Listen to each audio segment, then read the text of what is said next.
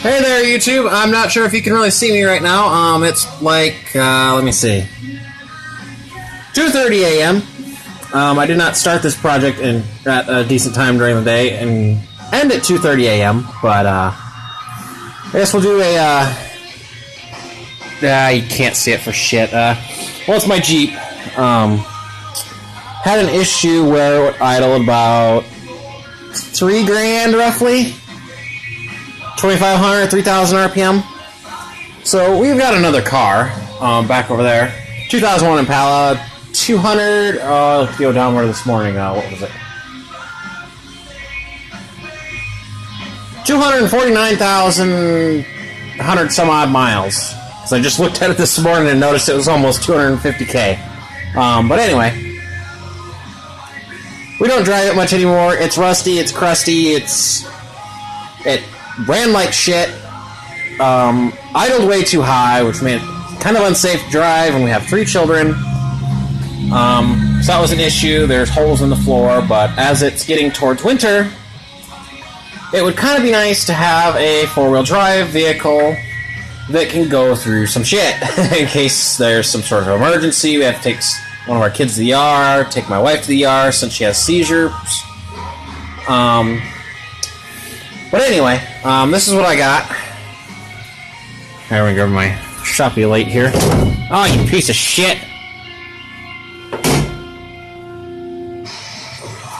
Garbage can find! So, as you can see, there is no exhaust or intake manifold on this 4-liter Jeep. That is because of this. Let me hang this back up quick. Because of this. That is not what your intake exhaust manifold gasket is supposed to look like. It's supposed to look like this. So this was my issue. Not so much this. This is the exhaust hole for the exhaust port, sorry. It's these square ports which are for the intake manifold. So as you can see, the outside periphery of over half of this intake runner is gone on both sides. Actually, a little bit more so on this side, which is... This is the manifold side, so it goes on the motor. Ah, shit, you can't see. God damn it, I hate doing videos at night, and my garage has, like, no light in it. I'm just gonna stick it back up here. Oh, you piece of shit! Okay, to continue. It goes on the engine like so, in this orientation. So this side would be touching your exhaust intake manifold, reverse side towards the engine. As you can see, since all this silver is showing, and it's supposed to have this black coating, which is part of the gasket material, that would be my major problem. One intake runner has almost no gasket material around it. So that would be part of my issue. I believe the other part of my issue is, or was, I kind of redneck fixed it, so worst to worst I could drive it if I had to. Is this little dealie right here. That is, let me see if I can actually turn my phone light on. There we go. Okay, I'm sorry, apparently when you go to turn the light on with the button, it fucking turns the video off, so anyway. This valve didn't work. It's for a 91 and up high output 91 and up high output 4-liter. Sorry for the pause, I was taking a drag of my cigarette. But this is a 89. Well, the motor's actually from a 90, but same difference. Renix non-high output motor, which the Renix motor uses a computer system made by Renault, which is a French, I believe, vehicle company, maybe German, I don't quite remember, and the brake manufacturer of Bendix. Renault, Bendix, Renix. I don't know. It was a one-off thing that didn't work very well. It's onboard diagnostics 1, so you can't use a common computer. You got to use a Snap-on. The computer I use, I borrowed my father's old Snap-on MT2500 code scanner.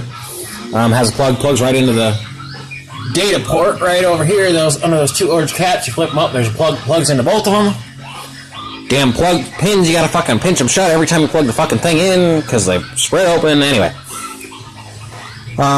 so not for this motor. I tested it. It didn't return to its home position with the latch relay, which is the relay to the right of that little wire. Basically what it does is when you first turn the vehicle on and not to turn it to the on position, it resets this to its home position, which I believe is all the way in. I'm not sure, don't quote me on that. This one, I tested it while I was out of the vehicle, or out, and I had jumper cables hooked up to the battery clamp terminals over there to a battery because I didn't want to put a battery in because it's a pain in the ass with that custom holder I made. Oh, damn it, I'm fucking brain fart. It's fucking 2:30 in the morning. Probably later now, but, so it wouldn't move at all. It would attempt to move, but I'm guessing maybe it's wired internally different than the Renix era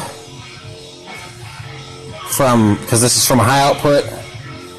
But the plug is the same. It fits identical. It looks identical in every single freaking way except the part number, so I'm not sure if it actually works. If someone could let me know, maybe this one's cheaper because I've checked every part store around here and online, and they're all about the same price, and it's actually cheaper just to buy it locally because it's in the same price online. It's like $11, $12 shipping for this tiny little bastard, unless I order like over $100, $75, $100 worth of parts, and I only want this. So what I did was I busted on the plunger. There's a little plastic sleeve that holds the plunger from spinning. Because there's screw threads in the top of the plunger, which helps it move in and out, because this is just a rotation stepper motor. So I busted that collar and unscrewed it all the way, not so that it popped off, but enough that when I stuck this in, it wouldn't seat. I took it out, tightened it, put it back on until it would just barely touch. So hopefully I'm gonna do that, and then once I get this giant intake leak here fixed, if I have to screw with this and get it so it'll run right when it's warmed up, that's fine. If I have to sit there for 5 minutes and hold the gas pedal to keep it running, I'm fine with that. This vehicle is probably only going to be around another year this winter, and that's probably getting parted out this spring, or next spring, because it's not the end of the year yet, sorry. Because the motor's wore out. It gets fuel in the oil, which I think this might be part of the problem of that with this exhaust manifold or exhaust port being completely undone. So it's probably fucking with the O2 sensor, since that's on, I believe, the short tube. Yeah, or no, it's one of the second longer tubes, I think, right there. It would be on this one right here is where it was leaking, and then that intake runner right here. So that might have been my issue with getting gas in the oil, which has basically worn out the bearings of this motor. I don't know, I haven't decided yet, because there's a hole in the floor over here.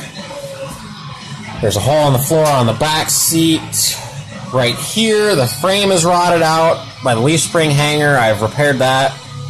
The rear hanger is almost rotted out too. I grenaded the transfer case. I've grenaded the rear end, and we still had to drive it because it was before we got that car over there. So basically what had happened was the shift fork had wore out, and I'd been driving it around in front wheel drive because the rear axle grenaded, and the shift collar that's got the cogs on it that engages into the center differential, because this has got the new process 242 full-time transfer case, which is basically, it's got four-wheel drive and all-wheel drive. Four-wheel part-time is four-wheel drive, and four-wheel full-time is all-wheel drive. I guess their thinking was, put it in part-time, you only use it part of the time. You put it in full-time, and you can drive it full-time in four-wheel drive, which is just all-wheel drive, basically, because it's got a center differential in it, which lets the front and rear drive shafts turn at different ratios and whatnot.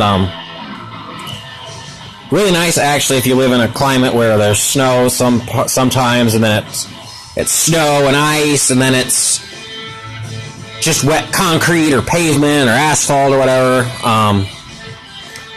But anyway, that shift fork that went in and locked that shifted from two-wheel to full-time and then to part-time was wore. I think because the shift pads that go on the shifter fork were wore. Actually, they were.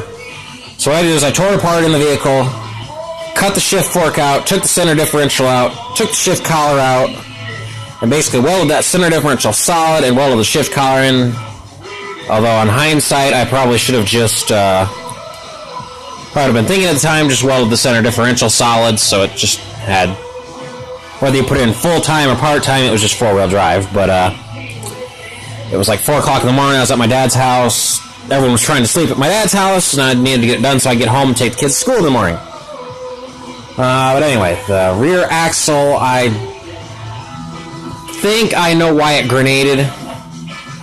I had a issue back before this thing was street legal.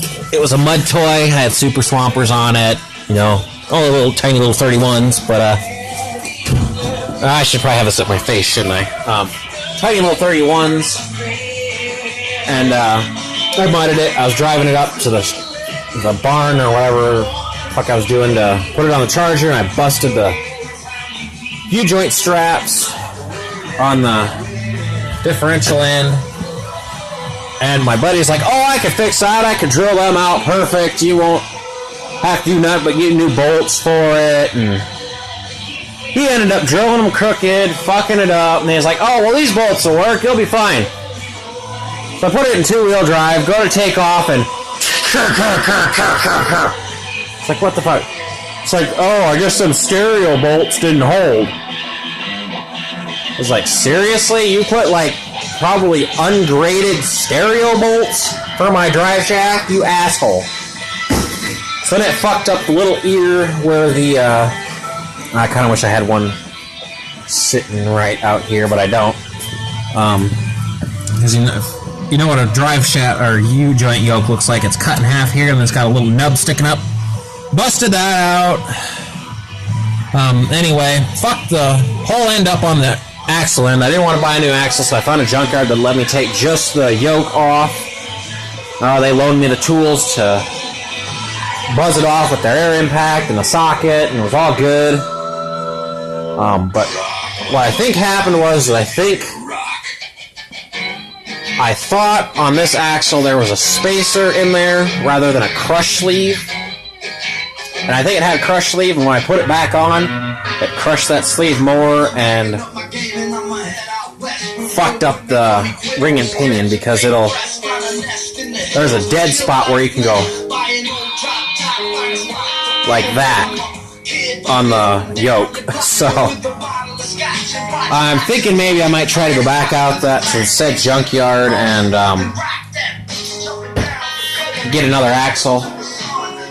Hopefully for cheap, because if all I can do is just make it ready for winter and get 2 new front tires, because the front tires are junk. I only have 6 seconds left on this video, so I'll pause it and start a new one. Okay, I'm back. For some reason my phone will let me take 10-minute videos. I don't know why.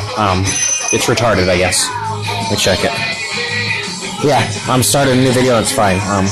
So first, let me start this part off let me apologize for the long-ass video. I was trying to rant a little bit. I apologize if it's boring. I've got most of the technical stuff out of the way, so if you just want to skip this part, that's fine. I'm just going to rant about some shit for a little bit. Hopefully not another 10 minutes. Anyway. So it's just going to be for a winter vehicle. I mean, there's some rust. Rocker panels are all gone. Well, there's some original decent rocker panel right here. Backing plate's pretty much gone. I think this was the better side. But on the other side, there's a hole in the floor over there. There's a hole in the floor on the passenger side. Or the back. Or driver's side back, sorry.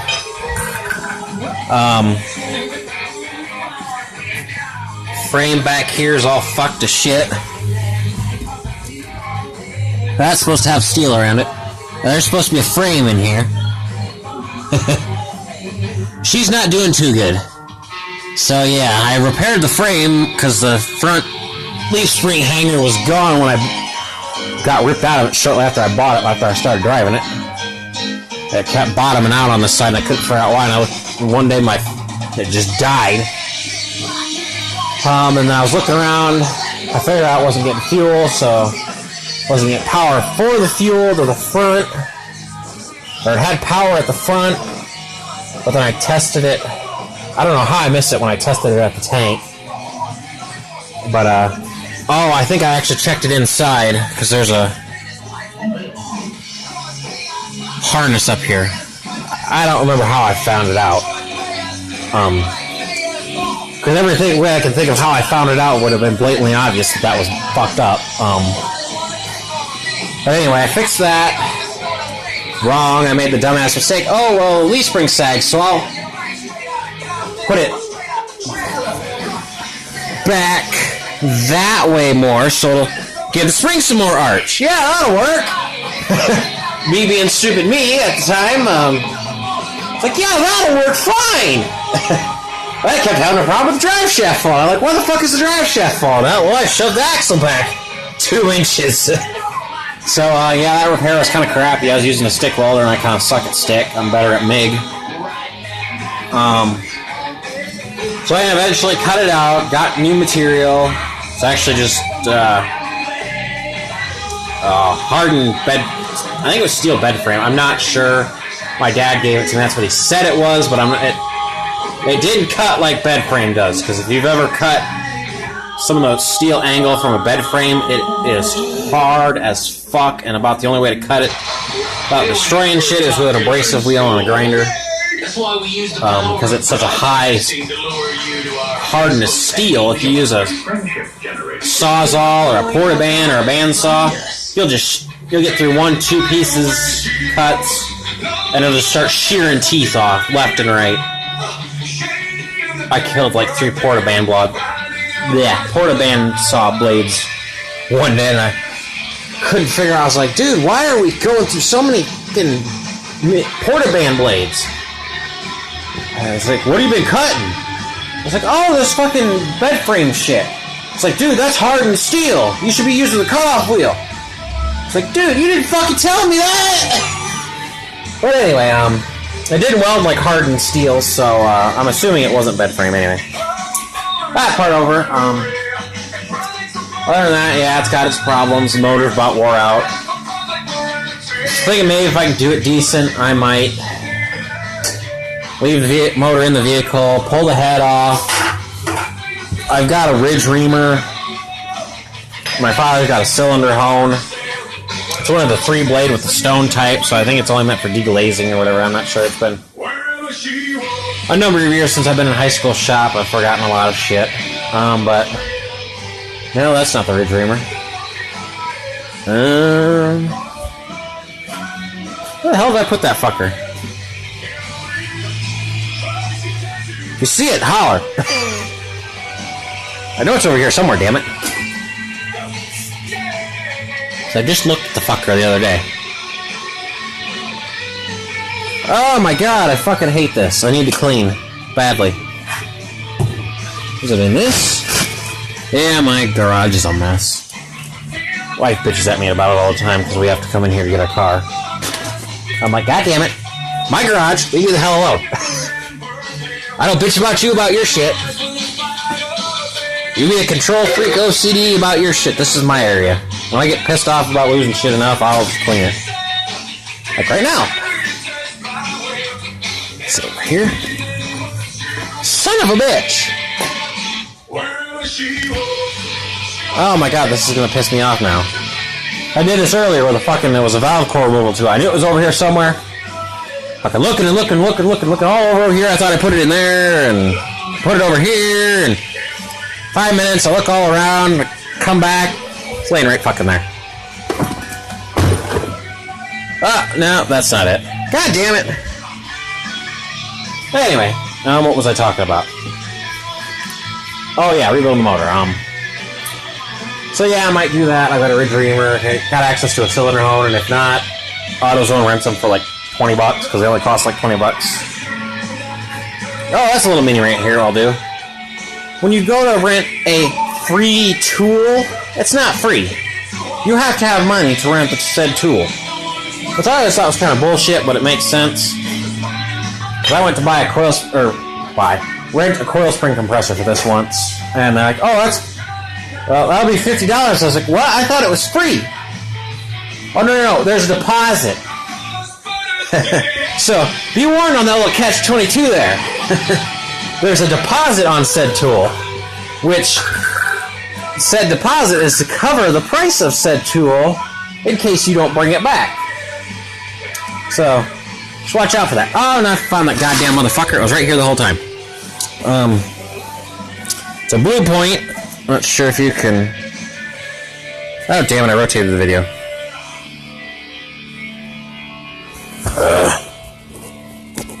Hell yes, we rock. We're rock 108. Blue Point.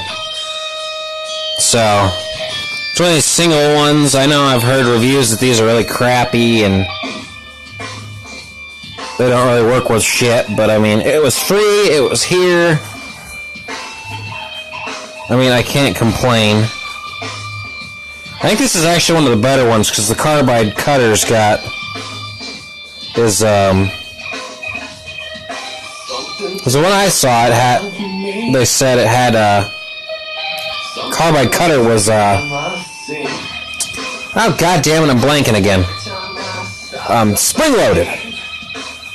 So I think, just clean up this surface corrosion here a little bit, and I believe this is a 3 to 5 inch bore, 3 to 4 inch, so I'm pretty sure it'll fit my Jeep. If not, I can rent one from an auto parts store, but it wouldn't be as good quality as a Blue Point. Snap-on conglomerate!